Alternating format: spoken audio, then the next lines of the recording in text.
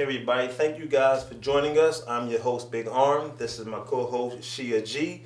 And we have here a special guest today, Shawn King in the building. Yes, Shawn King. One and only. One of the top entrepreneurs in the area, making major moves, making things happen.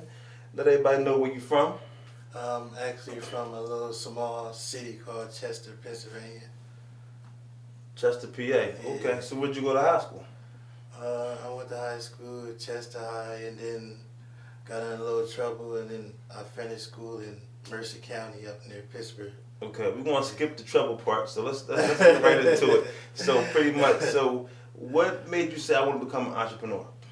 I think early on, I became the man of the house like as a kid, so it was like I had to go do what I had to do. So I started my first business, I want to say like around 15 years old. 15? Yeah. So you weren't even driving yet and you had your first business? Well, not legally driving. Right, we get that. We get that. Okay. So, all right, so what was the first business? I actually had a detailed car wash. It was this garage right down the street from where I was living, and it was this Jewish guy. He never did anything with it. He just stopped over there every now and then, and I would go by there every day. I see him and ask him, "Can I rent the garage out?" And he would always tell me no because I was a kid. He wouldn't give it to me. But one day I came to him with $6,000. I said I want it, and he whispered to one of his friends and said, "We're just going to keep this money because he won't have it after this month." And I had it for 2 years. 2 years? Yeah. That's amazing. Wow. Pretty much. Okay, so car wash. So after the car wash, then what'd you get into? It was a car wash. I actually after that I started working for a construction company, and I went away to North Carolina and found out how to fix pipes underground without digging the ground. Damn. And I brought that technology back to the area, and we pretty much was doing all the piping work all over. Okay. Yeah. So you did construction. Like, wow. Who would ever think that you knew how to do construction? Well, yeah, I definitely get my I hands mean, dirty. yeah, and you went to North Carolina. Who knew that? Yeah. So you was a Tar Heel fan for a little bit, probably much. Not exactly, but yeah, I went out there for about a month and learned the new technology, and it was more or less like a camera they designed to crawl in the pipes, and you go find the cracks, and they give you this permaliner. Once you put the mixture on it, it goes up to like 300 degrees almost, and you just seal that you just blow that up on the pipe, and it seals the crack within like 2 hours. Yeah, how old were you at this time? I want to say maybe 19.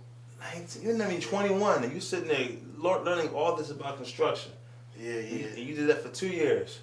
Well, the construction company, I actually went down Florida and we landed the 10-year contract to do maintenance on their grounds, and when I got back, they fired me. Wow. So why'd they fire you? Well, they used that $10 million contract to sell the company. And they said you had to go. We done. Contract done. So the company that bought it didn't have no use for me. Hey, wow. So how does that make you feel? Like, okay, I'm working with this company, and all of a sudden they just done with me. Well, they gave me a $50,000 severance pay, and after that, I was happy because it made me who I am today. Because I always said I would never work for anyone. Right. After And that, I stuck to it since then. So after that, now you feel you furious. Like, you know what? It's time for me to do something. You said it's time to make another move. I got 50 grand in my pocket. I gotta make a move. So what was that move? I started doing real estate. I accumulated like maybe 17 properties back then, and pretty much was just renting and selling some, but mostly renting. Do you still do it today? Yeah, I definitely do that today. Yeah. Well, actually, back then I lost all my properties. What? Yeah, back then I lost every single one of them. Wow. How you lose 17 properties? With Not mismanagement? 5, not 10, but 17. Well, it wasn't mismanagement. I got indicted for drug trafficking back then.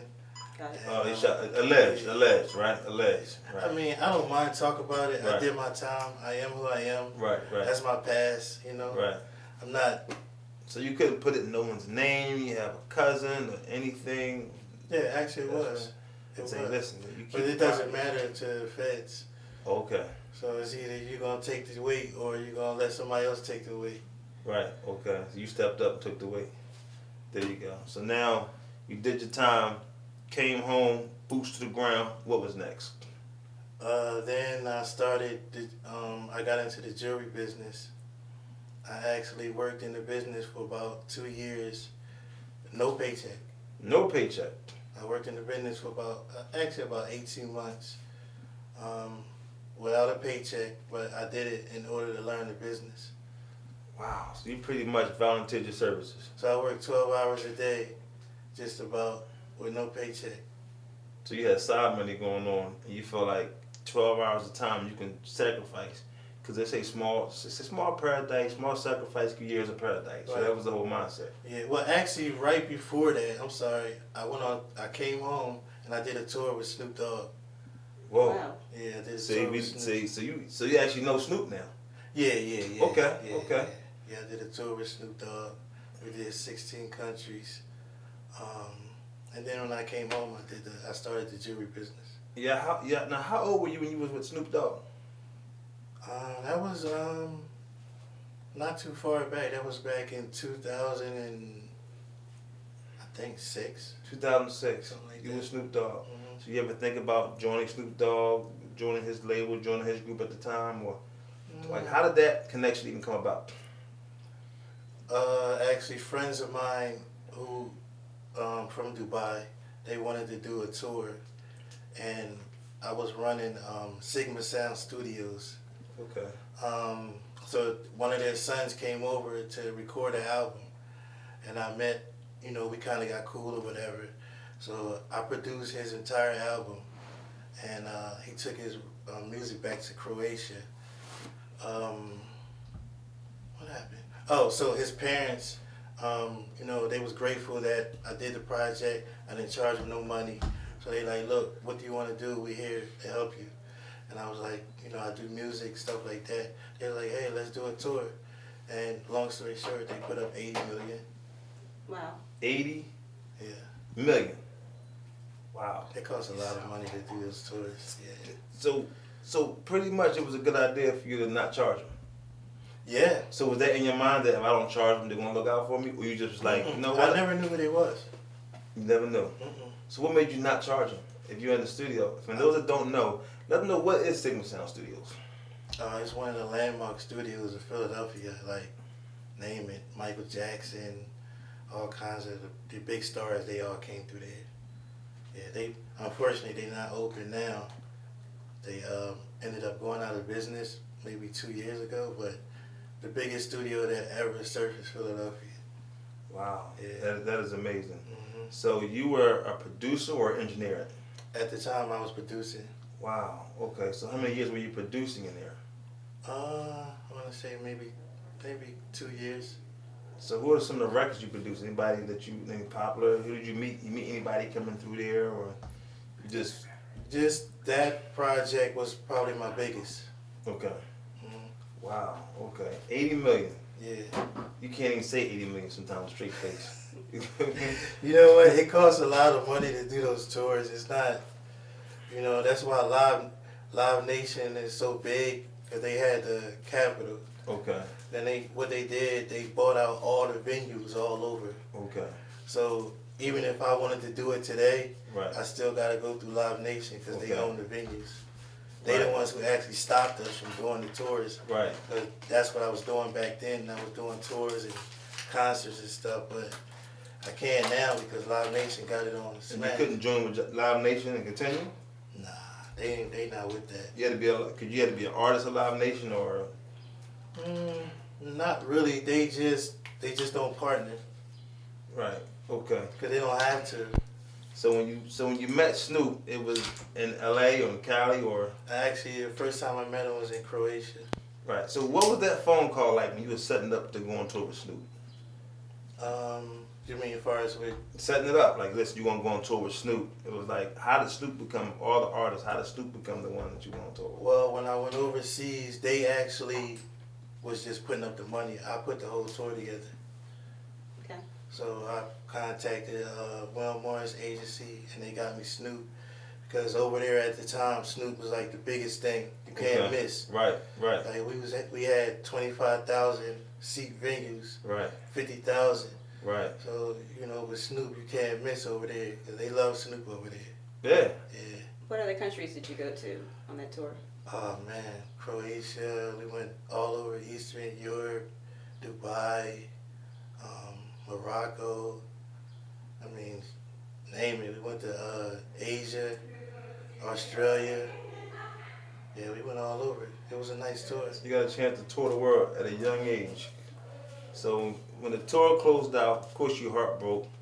What's your thought now? Like, what I'm gonna do is tour closed out. I'm a producer with all these incredible skills.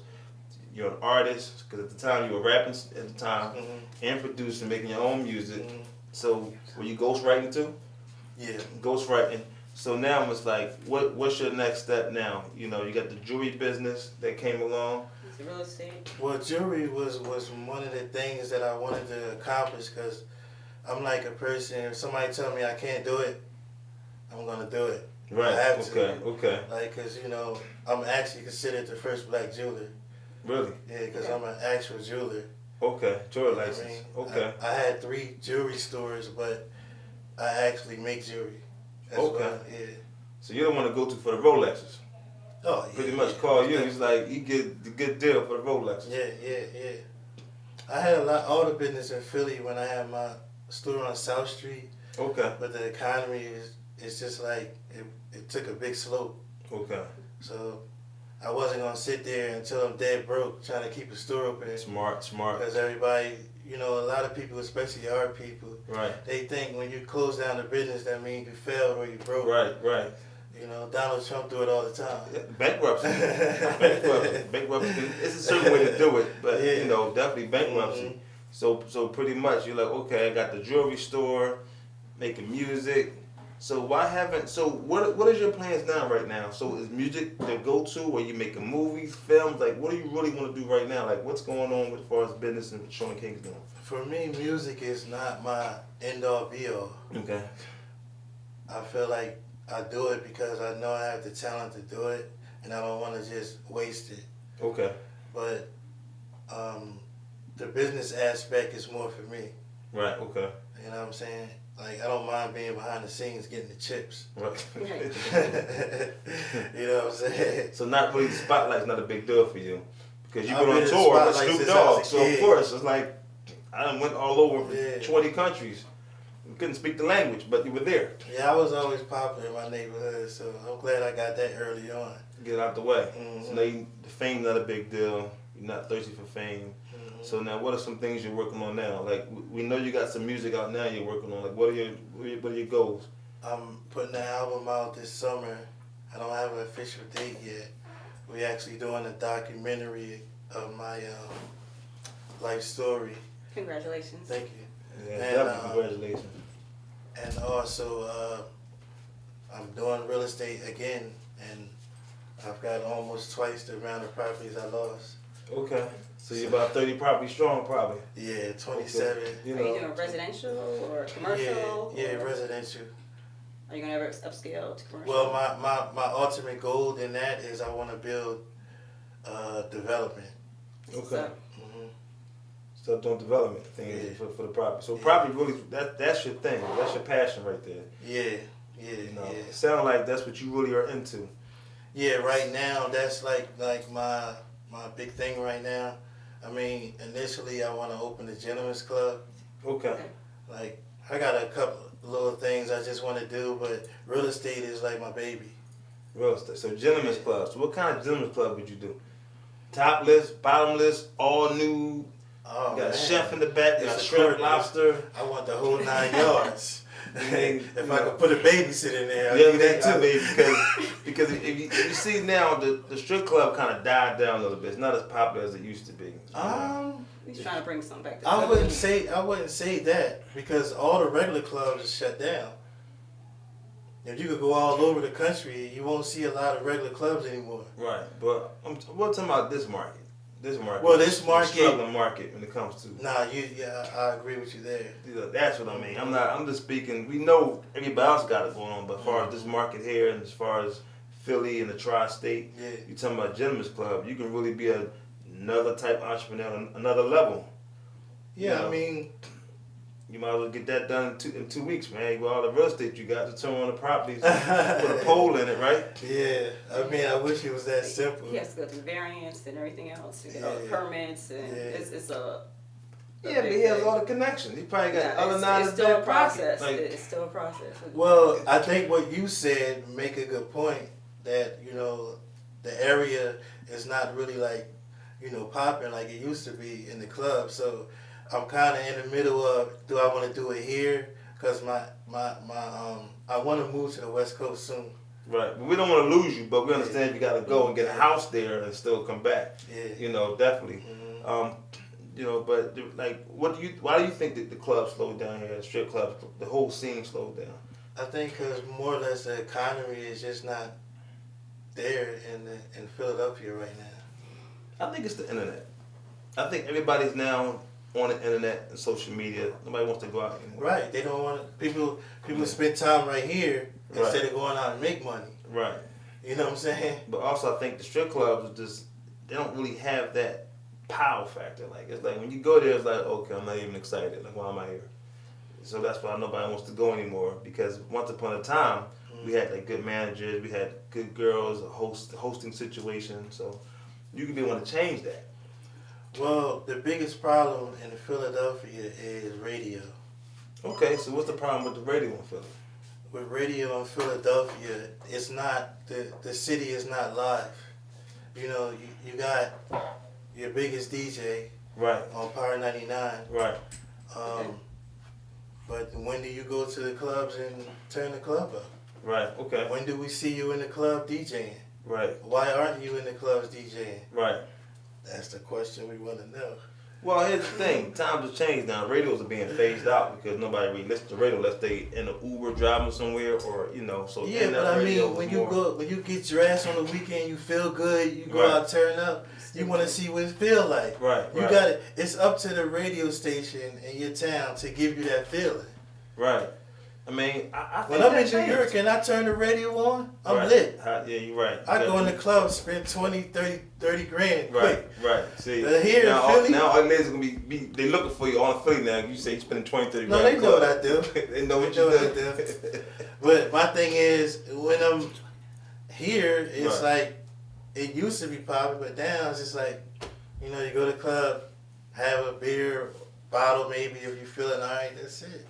So what do you think is missing? The DJ is the missing factor, or what do you think is missing? The nightlife is just not active.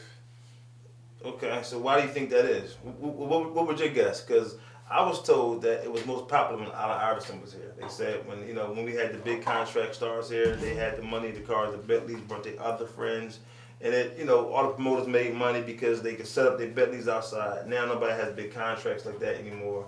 So it's like not that same feel. I think it goes back to what you said with social media. You know, like I know a lot of guys with money, they don't go out because they know people like this. Right. With the phones. Right. You know, the cameras and all that stuff. So it's like people don't live anymore. They just sit on the phone, they record you everywhere you go, posting you up. You can't even go out and have a nice time. You know what I'm saying? So and the thing about the internet is live. Right.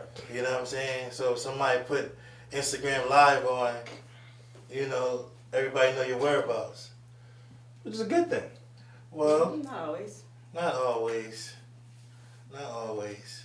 It's a good thing, you know, pretty much. So right now we got your real estate, we know you got the music, and the album's coming soon, right? Mm-hmm. We can all count on you. And we also doing another tour. Okay. I'm working on an actual tour right now for the end of the year. Okay. With the same people. We just Congratulations. Thank you. Definitely. Congratulations. We just did a binding agreement on that. Okay.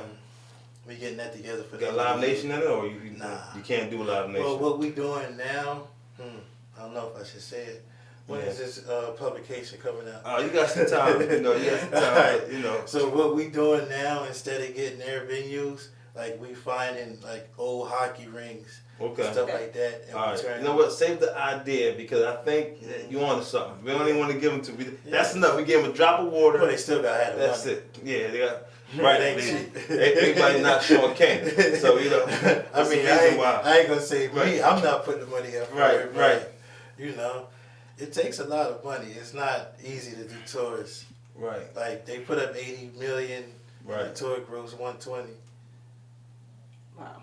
I mean, okay, it's still millions, but you still got to put the 80 million up first, and you get back 120 million. Yeah. So it's kind of like a little bit of profit, pretty much, and it's more of a hustle. I think that's a lot of profit. Yeah, I mean, but 80, 120 pretty much. $40 million? Yeah, you gotta keep putting that in. But you know, so what are some things that you feel as though people would like to, you want somebody to know about you? You know what, y'all don't know this about me. This is what I want everybody to know about me. This is who I am. Well, I think that a lot of people don't understand that I'm the most humblest person. Like, a lot of people look at me and think that I'm being cocky, but I'm just being myself. Right. But I've helped so many people. Right. And tons of people that I help always turn into my enemy. Right. Okay.